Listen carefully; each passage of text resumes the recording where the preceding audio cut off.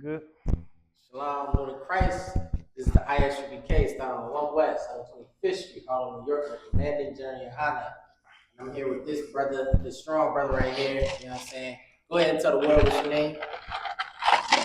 Shalom, my name is REI, Captain REI, Captain of 10,000 in the Israelite School of Universal Practical Knowledge from the city of Philadelphia. All right, can you tell me what does REI mean, real quick? The word REI means lion, like the animal. And how long have you been in the school? I've been in the truth my whole life, so 25 years now. 25 years of being in the truth since birth. So being in the school since birth, so it's all you know is the truth. Right. Do you feel like you missed out on things that other brothers have experienced in the world? Why the dumb nonsense we did in life, like the streets? I don't feel like I missed out on anything. Mainly because those things, a lot of those things do come with fun or pleasure. A lot of those things, but they also come with a lot of pain. Right. And for me, the pain always outweighed the pleasure. Or when I say the pain outweighed the pleasure, I mean the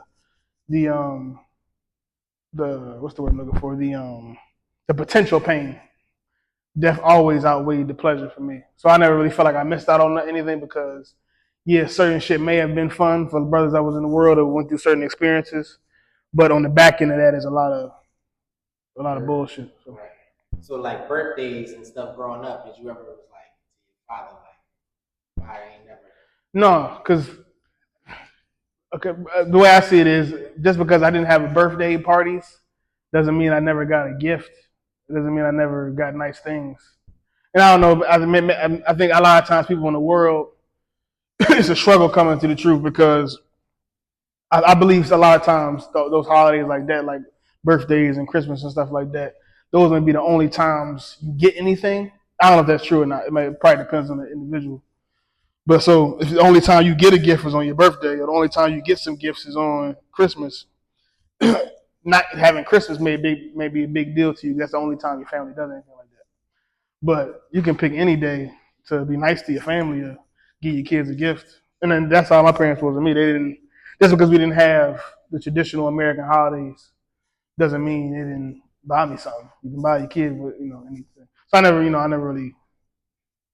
Well, I think one of the main thing was I never had it in the first place, so it was nothing to be taken away from me. And even outside of seeing other people do it, it was really no need for it because I could get those same things just not on my birthday.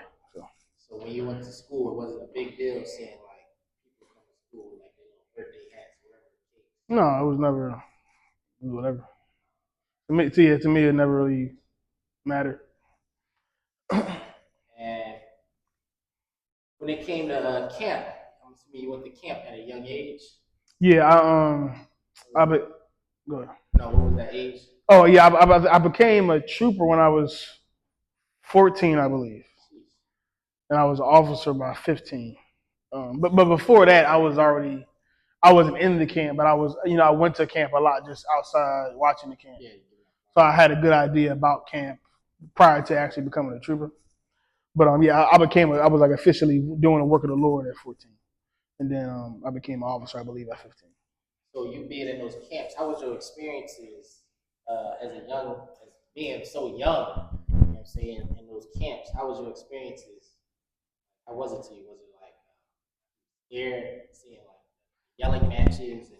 No, I think I had been out there for so long, not being in the camp, that I was kind of ready, at least mentally ready for everything already.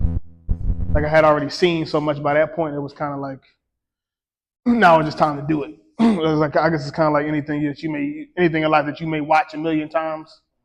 That it's a little being that you watch it for so long, it's easier to do it when it comes down and actually do it.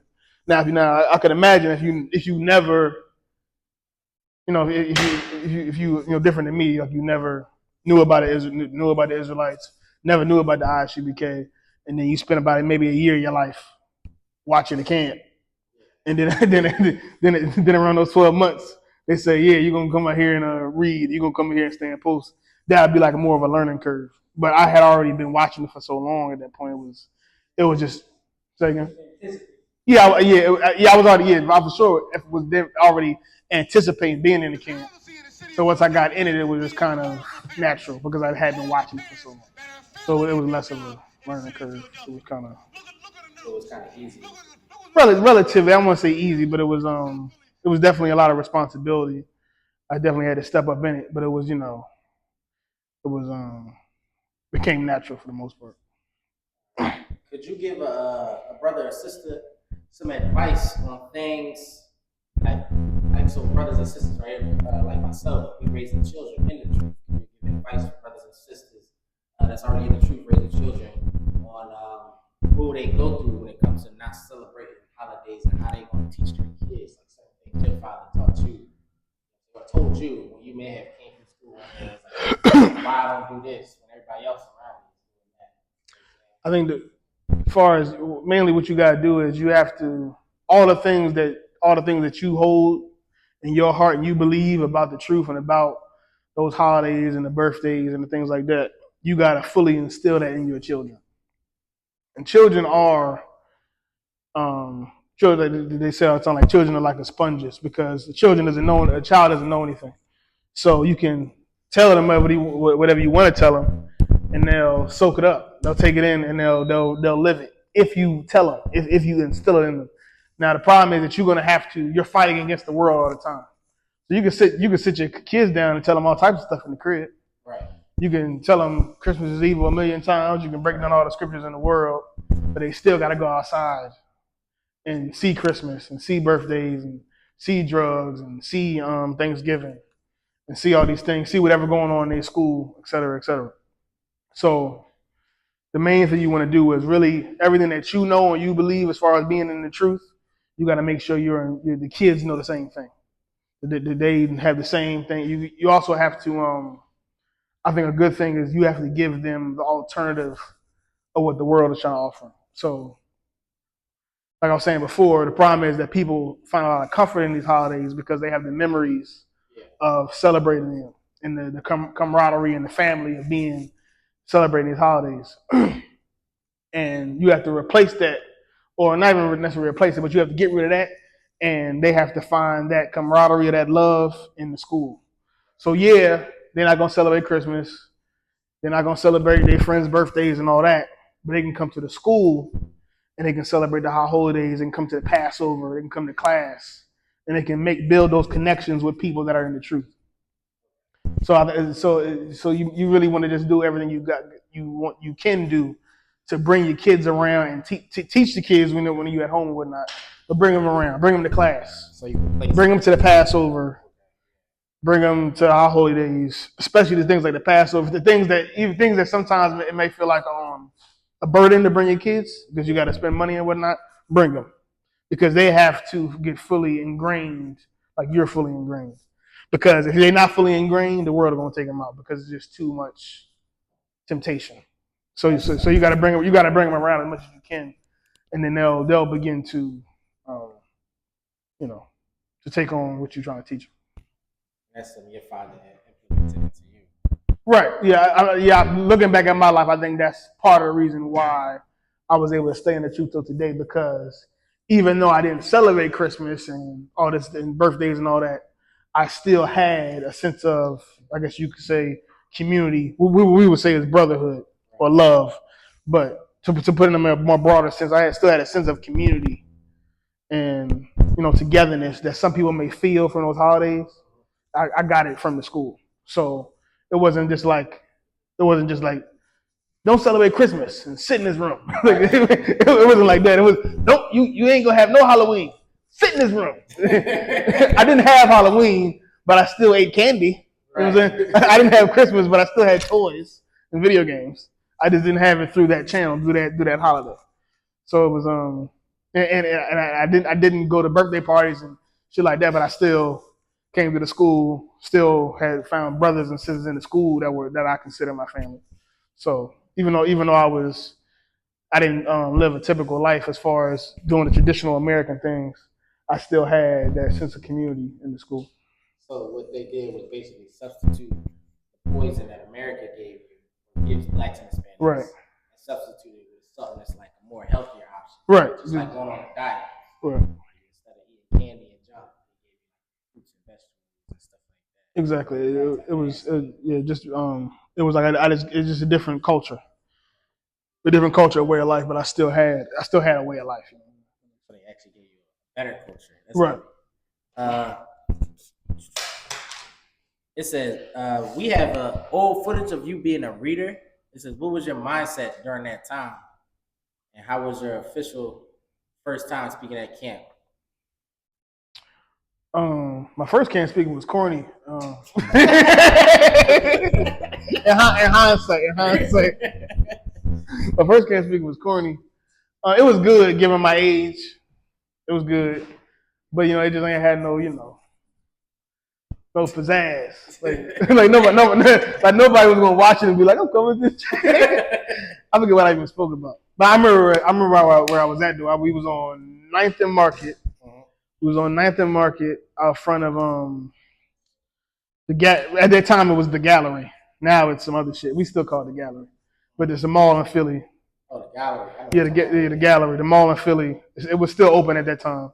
The original Gallery. We was right on 9th and Market, right in front of the mall. We were speaking out there for like a year or something like that around that time. And yeah, I forget what else. I probably was God only came for Israel. God only loves black people. Some one of them. I forget the exact. Yeah, we wanted to test break down test scriptures, and I went on that. But it was like real. But I wasn't nervous though. I wasn't nervous, but I was at a lack for words.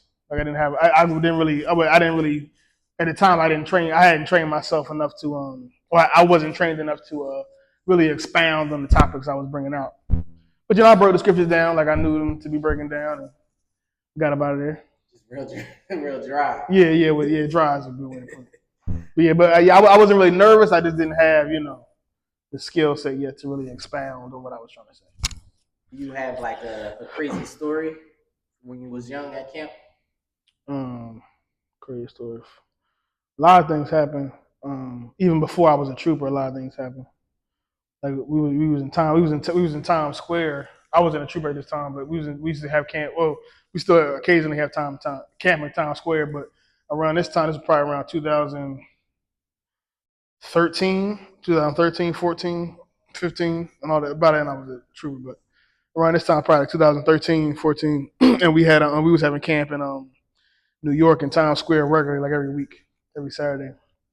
And the brothers in Philly. It was really maybe one or two brothers in New York at the time. So mainly the people that was coming was from Philly, and we would drive up in the van and go to New York and have camp. There's a lot of crazy stuff that happened out there because at this time it's not like when we go to camp now. Camp now is like people. I don't know if brothers realize it. I don't know if brothers that haven't been to school as long realize it. People at camp now, damn near everybody agrees with us. They either agree with us or they just don't care that we're there. One of the two. And it's very rare you got somebody. It depends on the camp spot, depends on the city, but it's very rare you have somebody that's really hard line against you what you're saying. It was not like that back then. Back then, it was a bunch of people that was ignoring you, and everybody else hated you. Everybody else hated you, and they was gonna cut you out and try to battle you and argue you. It was like that's how camp was a lot of the time, where it was like guaranteed that we're gonna have an argument. Now we go to camp, it's crickets. It's just we just speaking and leave. But around that time, it was a lot of things that happened. A lot of the camp. A lot of times was just about a lot of we about to fight. Like I don't think I never fought at camp, but it was a lot of we finna fight. Like it's about to happen. Like, I remember one time we was in Times Square, and there was brothers out there speaking, and like 5 white people came up with like signs. They had signs like protesting the camp. It was like organized. They had like trench coats on and fake mustaches. They was like weird. It was corny. And they had signs and trench coats and was yelling corny jokes. I remember that one devil was like, what did he say? He said, I.S.U.P.K. What does that stand for? Israelite School, a universal pre-K? That's what he said. That's what he said. Like real corny white people up there in New York. But for some reason they organized together to come up there and go up against the camp. They planned it. It wasn't like spontaneous. It was like you could tell they had seen us out there before, and decided for whatever reason to come up and organize itself against us. One time in Philly, it was a one cat. He had like a mohawk. He was a brother. He was black, but he had a mohawk. Like, when I say mohawk, I mean like the shit that go up here. So he all the way bald, and he got the mohawk with the spikes in it, like up here. He would come up against the can sometimes. He would have a whole guitar took up to the speaker, like an electric guitar, playing loud as hell next to the can because he was mad about what we were saying. A lot of stuff like that. A lot of crazy. On 15th and JFK, it was cats out there that was mad. I think it started off because he was talking about Islam, but then it just kind of devolves into like some nigga shit. I hate to use that term, but that's the best way I can describe it. Like it started off because they mad we talking about Islam, but after a while, just whenever we see these niggas, whenever we out there, they mad that we're there. Right. And it's like cats is like halfway. At the time, I didn't know this. And now I kind of regret. Like then I can regret how we was dealing with them because we were treating them like what's the word? We treat them almost like they mattered. Like, we would treat them like they weren't what they were, which was halfway homeless on the corner every Friday and Saturday afternoon selling Lucy's. But we would treat them like, I guess equals almost, but they weren't. They were just a nigga on the corner that's mad because he's trying to sell Lucy's right here. Right. And they were just always, like I said, almost about to be a fight. Niggas crowding up in front of us, they're telling us they're going to kill us, we're going to blow your head off, yada, yada, yada. A bunch of almost about to fight and shit like that. So a bunch of pump faking. But at the time, you don't know. At the time, you don't know if you pump faking or not. You just know that the cat said, I'm going to blow your head off, I'm going to knock you the fuck out. So, so at the time, you ready to crash out. Yeah, you ready to crash out. You ready to fight. You ready to defend yourself, whatever. But it was a lot of that. 15 JFK for years. Every time we go out there, it's some argument, some fighting, some heckling, something about anything. It don't even matter. But the topic really is just whenever they see us. On any given week, they might just come over there and just heckle us or threaten us or act like they want to fight. A lot of acting. A lot of. I keep saying that, but that's a lot of camp. Anybody been to camp going to camp long enough, that there's a lot of cats acting like they want to fight, but niggas don't want to fight because niggas don't even really. When I say nigga, I mean anybody that's out there, white person, black person, anybody that's coming that's out there when we speaking. 9 times out of 10 does not really care that much about whatever they arguing about. So you mad about we talking about Islam, or we talking about Christianity, or we talking about the voting, or we talking about a certain race of people. You don't really care that much about this topic. I care about it because I'm crazy enough to come out here on Saturday afternoon instead of this camp and speak for 5 hours. Like I actually care about it. You just kind of offended by it, but you live a regular life, and you offended by what we say. You disagree with it, but you're not really willing to die for it. Like you don't, even though you threaten us, you don't care that much. You just using us like a punching bag. But yeah, a lot of stuff like that over the years. So growing up, did you have like when you was like younger, like most brothers in the truth, when they start figuring out the truth, they got this like they call it a zeal. Like you so fire, you start coming at your mom and like, why do you do this? When you was young, were you at school trying to like talk back to your history teacher? I was never like that. I was never like that. Brothers over the years asked me that, but I was never that type of kid. I think the thing is when you've been in the truth for a while, regardless of if you're born in the truth or not, when you've been in the truth for a while, after a while you start to be comfortable with disagreeing with people. So if I'm in school and I'm in history class, and I feel like the white teacher is not talking enough about slavery, I might feel like that. I might feel like we really should be getting to the slavery. I might feel like that, but I'm used to that now. I'm used to knowing that I'm gonna go in here and I'm not gonna hear everything I should hear. I'm gonna go in here and they're gonna say something I'm gonna disagree with, and that's being in the truth. Really, a lot of being in the truth is just walking through life, knowing that you're gonna disagree with people on fundamental things all the time. After a while, you just start to be comfortable with it. So going to school, I never really was arguing with nobody really, and it might be a more generational thing. But as far as history goes, a lot of things that I was taught in school were true as far as what we heard about black people and Hispanic people. Of course, nobody told us that we were Israelites, but as far as what happened, as far as the history of America and slavery and what happened to the Native Americans and whatnot, all those things were true. A lot of those things were explained to us in depth in school. But that might more of a generational thing and a regional thing. Just being the place I grew up in Philly and the time I grew up where the teacher would go actually break down some stuff about history that's true as far as our people. But I never really was arguing with them over that. Good. So basically, you growing up into the school and you knowing like basically our history and things like that. So when you was in those classes and they was teaching a lot of false things, what was like some of your reaction? How did you handle that? Like I said, when I'm thinking about it, really, they didn't teach much false things. The only thing that would be false is not saying that we're the Israelites. That's like the only thing that would be false. Is calling us Africans or calling us African Americans. That would probably be the only thing that was false. But as far as the overall history, a lot of stuff they were saying was true. But what I did in school a lot of times, especially in high school, because high school I went to, they would have us do open discussion and talk about different things about America and history. And whenever I had the opportunity to share an opinion about, and it wasn't always historical, maybe it was just something else about going on in the news or whatever. Whenever I did have an opportunity to say a point that I believe aligned with what I learned in the school, I would say it. So I didn't forget now. But in high school, that happened a lot where the teacher would give us opportunity to talk about certain things, and I would, say my point about it. And with your father being a well-respected, high-ranking man, do you feel like you have to walk the straight and narrow line because you represent him? No, I don't know if that's disrespectful. Is that disrespectful to say it? No.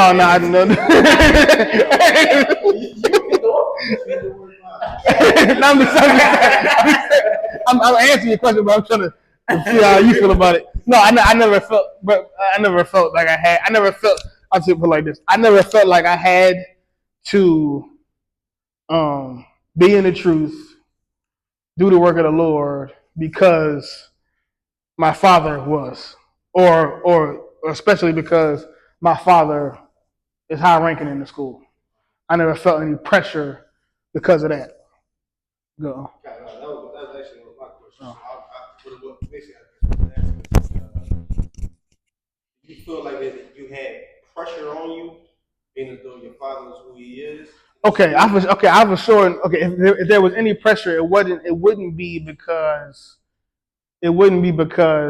of how I would look to other people in the school. It would be about making him disappointed, like any son, like any child. I did a lot of some of my being in the truth now, or me excelling in the truth, or excelling in different areas of life, definitely has been because I don't want to make him and my mother disappointed for sure. But I never felt like I have to, when I come around y'all, be General Muhammad's son. I never felt like that. I never felt I feel like I do the right thing because, of course, because Christ died for me to do the right thing, and the Most High wants me to do the right thing. And if I don't do the right thing, I'm gonna die terribly. First, and after that, I don't want to disappoint my father. I don't want to disappoint my parents. But I never really felt no pressure about having to put on not a show, but having to do the right thing because of my dad's reputation in the school. That never really was the reason. That's never my motivation. I never really felt like I had to live up to nothing like that. I'm just doing the right thing, not even necessarily because I want to do the right thing, because I know it's the right thing to do. That's just the bottom line. It's not even, it's not even all that emotional. I'm doing it because I feel like we're charged with doing it. I feel like it's just what the Lord put on me, so I gotta do it. That's it. That's the interview with Cat. You know what I'm saying? Most High in Christ. You know what I'm saying? We're the I.S.U.P.K. Star 1 West and 5th Street, Harlem, New York. And with that, we're gonna clip that. Boom. Pistols, ladders, and all that. About to throw the switch in the Nina for rapid fire. Got the 5.7 equipped with the magnifier. Boom shakalaka, equipped with the rim rocker. We ain't really got beef, yeah, Ramaka, the big shotcha, the best rhymer. Sim talking, big popper, big llama, big juice, I'm big jamba. Quarter tank of gas, I ride like a big timer. No informer, no sweat, not inside.